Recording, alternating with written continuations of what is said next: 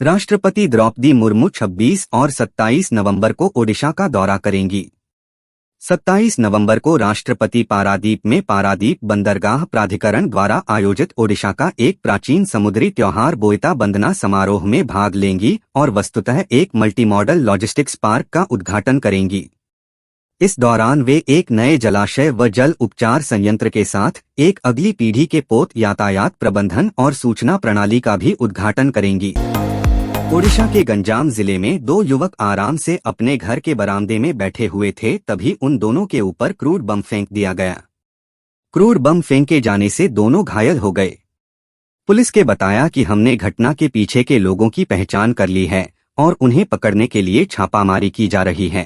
देश की राजधानी दिल्ली समेत कई प्रदेशों में युवतियों को टुकड़ों में काटे जाने जैसी हृदय विदारक घटनाओं से सबका दिल दहलता रहा है। अब ऐसी ही एक दिल दहलाने वाली घटना ओडिशा के नवरंगपुर जिला में घटी है। पुलिस ने पिछले 3 दिनों से लापता एक युवती का 31 टुकड़ों में कटा शव जब्त किया है। सेमलीगुड़ा पुलिस ने शुक्रवार देर रात कोरापुट जिले के दामनजोड़ी चौक से 21 बाल मजदूरों को रेस्क्यू करने के साथ इस सिलसिले में 3 बिचौलियों को गिरफ्तार किया है। प्राप्त सूचना के मुताबिक धान की कटाई के लिए मजदूरों के रूप में काम करने के लिए तस्करी कर ले जाए जा रहे 17 नाबालिग लड़कियों सहित 21 बच्चों को पड़ोसी राज्य आंध्र प्रदेश ले जाया जा रहा था। ओडिशा क्राइम ब्रांच की टीम ने साइबर फ्रॉड पर बड़ी कार्रवाई की। इस दौरान यूपी और दिल्ली से 8 जालसाजों को गिरफ्तार किया है। बताया जा रहा है ये जालसाज एक ग्रुप का हिस्सा हैं जो बीमा पॉलिसी और लोन के नाम पर झांसा देकर निर्दोष लोगों से ठगी कर रहे थे। एक कॉल सेंटर की तरह काम करते थे और उन लोगों से संपर्क करते थे। तेलंगाना इलेक्शंस 2023 कांग्रेस ने मुख्य चुनाव आयुक्त से बीआरएस पर प्रतिबंध लगाने का अनुरोध किया है। कांग्रेस ने चुनाव आयोग से कहा है कि चुनावी रैलियों में बीआरएस द्वारा रायथू बंधु योजना की राशि का जिक्र किया गया है, जबकि चुनाव आयोग द्वारा इस योजना की राशि को वितरण करने की अनुमति मिली है, न कि इसका प्रचार करने की इजाजत दी गई है। निर्दलीय प्रत्याशी मनीष कुंजाम को एयर कंडीशन चुनाव चिन्ह मिला था, लेकिन उन्होंने आदिवासी बहुल मतदाता वाले इस वनांचल क्षेत्र में उसे रेडियो बताकर प्रचार किया। कुंजाम ने इसकी वजह पूछने पर बताया कि अंदरूनी क्षेत्र होने के कारण यहाँ के अधिकांश आदिवासी मतदाता एयर कंडीशन क्या है, कैसे दिखता है, यह नहीं जानते। इसके चलते उन्हें चुनाव चिन्ह बताने में परेशानी होती। राजनीतिक प्रेक्षकों के अनुसार चुनावी राज्यों में महंगे गैस सिलेंडर से निकलने वाली आंच का प्रभाव लोकसभा चुनाव पर भी पड़ सकता है। कांग्रेस इसे लोकसभा में भी चुनावी मुद्दा बनाने की तैयारी में है। हालांकि केंद्र की मोदी सरकार ने सिलेंडर के दामों को लेकर पहले ही बड़ा निर्णय ले लिया है। केंद्र सरकार ने 29 अगस्त को इसी साल गैस सिलेंडर के दाम 200 रुपए सस्ता किए थे। छत्तीसगढ़ में गोबर गोठान में 1300 करोड़ रुपए का घोटाला होने का आरोप लगाकर भाजपा कांग्रेस और मुख्यमंत्री भूपेश बघेल को लगातार घेरती रही है।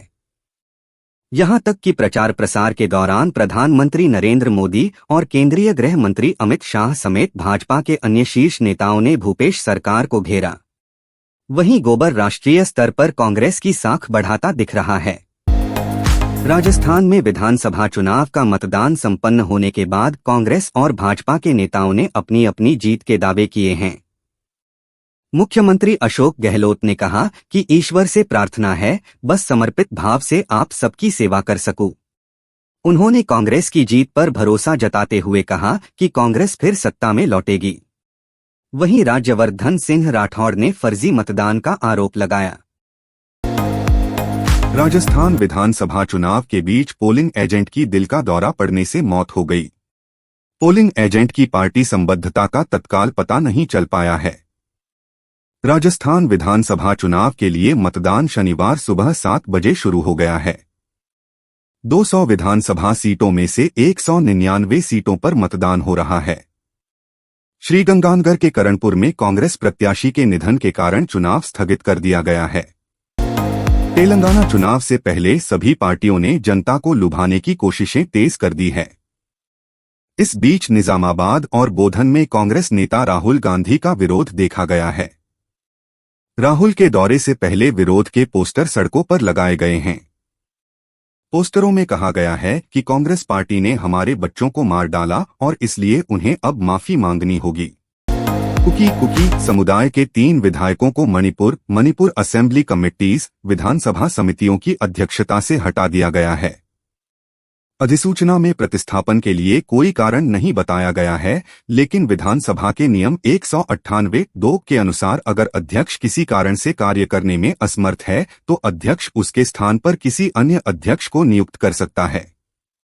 तीनों विधायक मायांगलमुबम रमेश्वर लोसी दिखो और इबोमचा है। सीपीआई-एम के महासचिव सीताराम येचुरी ने चुनाव आयोग पर सवाल उठाए। उन्होंने कहा कि जब प्रधानमंत्री नरेंद्र मोदी ने चुनाव प्रचार के दौरान जय बजरंग बली जैसी टिप्पणियां की तो चुनाव आयोग चुप रहा, लेकिन विपक्षी नेताओं के बयानों पर प्रतिक्रिया दी। येचुरी ने आरोप लगाया और कहा कि प्रधानमंत्री ने कर्नाटक चुनाव के दौरान मतदाताओं से जय बजरंग बली कहकर वोट देने को कहा। तमिलनाडु सरकार और 5 जिला कलेक्टरों ने राज्य में कथित अवैध रेत खनन में धन शोधन निवारण अधिनियम के तहत जांच के संबंध में प्रवर्तन निदेशालय द्वारा कलेक्टरों को जारी किए गए समन को चुनौती देते हुए मद्रास उच्च न्यायालय का दरवाजा खटखटाया है। ईडी ने कथित तौर पर धन शोधन निवारण अधिनियम के तहत जांच करने के लिए जिला कलेक्टरों को समन जारी किया है। मेघालय के मुख्यमंत्री कोनराड संगमा बाल बचे हैं। मुख्यमंत्री संगमा के काफिले में मौजूद कार को एक पिकअप ट्रक ने टक्कर मार दी। प्राप्त जानकारी के मुताबिक मुख्यमंत्री संगमा पूरी तरह से सुरक्षित हैं। एक अधिकारी ने इस हादसे की जानकारी देते हुए बताया कि यह घटना सुबह लगभग 9:30 बजे ऊपरी शिलांग में हुई। बकौल पुलिस एक पिकअप ट्रक ने मुख्यमंत्री के काफिले की कार को टक्कर मारी। नलबाड़ी जिला प्रशासन ने पारंपरिक असमिया शादियों की विशेषता वाला एक अनूठा कार्यक्रम आयोजित किया। पीएम मोदी के बेटी बचाओ बेटी पढ़ाओ के दृष्टिकोण को बढ़ावा देने और लागू करने के उद्देश्य से इस कार्यक्रम का आयोजन किया गया है। निचले असम जिले के विभिन्न हिस्सों से हजारों लोगों ने पारंपरिक असमिया सामूहिक विवाह कार्यक्रम देखा। सामूहिक विवाह समारोह पूरी तरह से प्लास्टिक मुक्त था। भारत के मुख्य न्यायाधीश डीवाई चंद्रचूड़ ने बेंगलुरु में आयोजित 36वें लवासिया सम्मेलन में शिरकत की। मुख्य न्यायाधीश जस्टिस डीवाई चंद्रचूड़ ने शनिवार को आर्टिफिशियल इंटेलिजेंस (एआई) के नैतिक इस्तेमाल को लेकर बड़ी बात कही। उन्होंने कहा कि इन दिनों हम एआई के नैतिक इस्तेमाल के बुनियादी सवालों का लगातार सामना कर रहे हैं। यह बातें चीफ जस्टिस ने 36वें लवासिया कॉन्फ्रेंस में अपने संबोधन के दौरान कही। सुपरटेक लिमिटेड की स्थापना 1988 में हुई थी। उसने अब तक लगभग 80,000 अपार्टमेंट वितरित किए हैं। कंपनी वर्तमान में एनसीआर में लगभग 25 परियोजनाएं विकसित कर रही है। कंपनी पिछले साल से संकट में है। उसे अगस्त 2022 में एक बड़ा झटका तब लगा जब नोएडा एक्सप्रेसवे पर स्थित उसके लगभग 100 मीटर ऊंचे ट्विन टावर्स को सुप्रीम कोर्ट के आदेश के बाद ध्वस्त कर दिया गया। आईपीएल 2024 सीएसके ने आईपीएल 2024 से 8 खिलाड़ियों को रिलीज कर दिया है। इसमें ऑलराउंडर ड्वेन प्रेटोरियस भी शामिल हैं। प्रेटोरियस ने सीएसके के लिए 2 सीजन खेला है। ड्वेन प्रेटोरियस को सीएसके ने आईपीएल 2022 के ऑक्शन में 50 लाख रुपए में खरीदा था। उन्हें 2023 सीजन के लिए एमएस धोनी की टीम में बरकरार रखा गया था। IPL 2024 retention Indian Premier League के आगामी सीजन के लिए सभी टीमों ने तैयारियां शुरू कर दी है। दिसंबर में होने वाली मिनी नीलामी से पहले सभी फ्रेंचाइजियां आज बीसीसीआई को अपनी रिटेंशन सूची सौंपेगी। इस दौरान ट्रांसफर विंडो के जरिए भी टीमों में शामिल हुए खिलाड़ियों की लिस्ट भी साफ होगी। वहीं कुछ खिलाड़ियों ने व्यस्त शेड्यूल के चलते आगामी सीजन से हटने का फैसला किया है। List A tournament Vijay Hazare trophy के एक मैच में दीपक चाहर ने 6 विकेट लेकर अपनी टीम को धांसू जीत दिलाई। दीपक ने राजस्थान टीम की तरफ से खेलते हुए 10 ओवर में 41 रन देकर 6 विकेट झटके। इस तरह गुजरात टीम 128 रन पर ऑल आउट हो गई। गुजरात टीम की शुरुआत खराब रही। दीपक चाहर ने कुल 6 विकेट लेकर तहलका मचाया और गुजरात बल्लेबाजों को जमकर परेशान किया। भारतीय टीम रविवार को तिरुवनंतपुरम में ऑस्ट्रेलिया को मात देकर सीरीज में अपनी बढ़त दोगुना करना चाहेगी। वहीं मैथ्यू वेड के नेतृत्व वाली ऑस्ट्रेलियाई टीम सीरीज 1 से बराबर करना चाहेंगी। भारत और ऑस्ट्रेलिया के बीच मैच पर बारिश का संकट मंडरा रहा है, लेकिन देखना दिलचस्प होगा कि अगर पूरा एक्शन हुआ तो पिच किसके लिए मददगार साबित होगी। भारत और ऑस्ट्रेलिया के बीच आज तिरुवनंतपुरम में 5 इंटरनेशनल मैचों की सीरीज का दूसरा मुकाबला खेला जाएगा।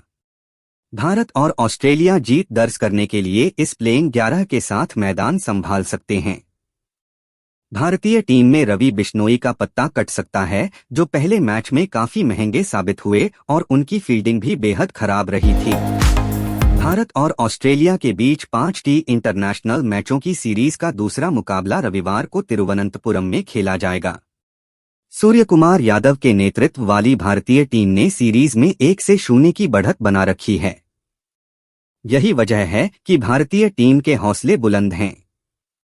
जाने भारत ऑस्ट्रेलिया के बीच दूसरे टी मैच का लाइव प्रसारण व स्ट्रीमिंग आप कब, कहां और कैसे देख सकते हैं। ओरी उर्फ ओरहान अवातरामनी इन दिनों टीवी के फेमस शो बिग बॉस 17 का हिस्सा बन चुके हैं।